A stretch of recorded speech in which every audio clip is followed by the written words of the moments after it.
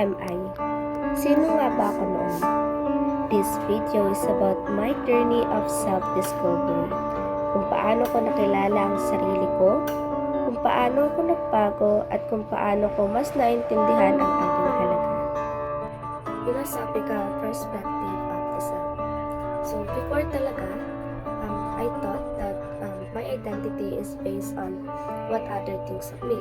So akala ko talaga before my identity is based dun sa mga sinasabi nila. But not until we already discussed the philosophical perspective of the self. And then dun ko nalaman na yung self pala is based or shaped by our own thoughts, experience, and purpose. Based na rin dun sa different philosophers. And also, I've also realized that I am more than what other thinks. I am more than what other think of me. My purpose and essence are my own discovery. Psychological perspective of the self. So, before talaga I struggle to understand my own feelings or emotions. I struggle to understand my mind, yung mga iniisip ko. Pero according nga dun sa psychological perspective of the self, self-awareness is the foundations of understanding oneself. And also, dun ko rin na-realize na psychology taught me that my behaviors, emotions, and choices are interconnected. So, yung understanding of my mind or how my mind works has helped me to manage my actions and grow emotionally. Emotional self. So, before talaga, madalas ko nai-ignore or ini-ignore yung nararamdaman ko o yung emotions ko. Kasi akala ko it would make me strong sa harap ng ibang tao. But after ma-discuss sa amin yung emotional self, doon ko na-realize na recognizing, understanding, and managing my feelings is yun pala yung susi to build a better relationship and achieving my peace. And also, I learned to express my emotions in a right and healthy way.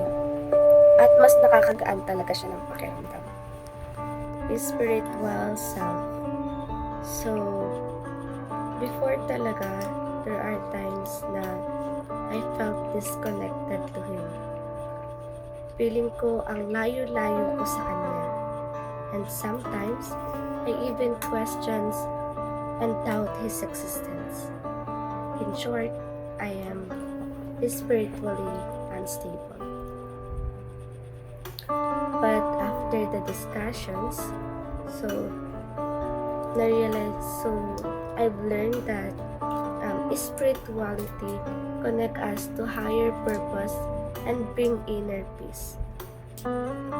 So, my spiritual journey taught me the importance of faith in overcoming challenges. So, I've learned to trust Him and also have faith with Him. I want to be more closer to God, and I really find my purpose in His guidance. Digital self. So, before, I am clueless on how social media will affect me and other people. I was focused on likes and trends, and not even realizing how it shaped my identity online. But after my instructor discussed about digital self, I've learned that digital self is your online persona. And the module reminded me to be intentional of what I share online. So, my digital footprint footprint reflect who I am. And I've realized I've learned to use social media to inspire other people. I've learned to be responsible when it comes to paggamit ng social media. I often want to have a healthy connections to other people in the online world. A better me and my future goals. So, before, I have plans, but I don't know how to start. I am afraid to start because I don't know how. So, lack of confidence. Wala din akong clear plans to achieve them. But now, I've learned to set clear goals and take a small but consistent steps to become the best versions of myself in order for me to grow personally and professionally.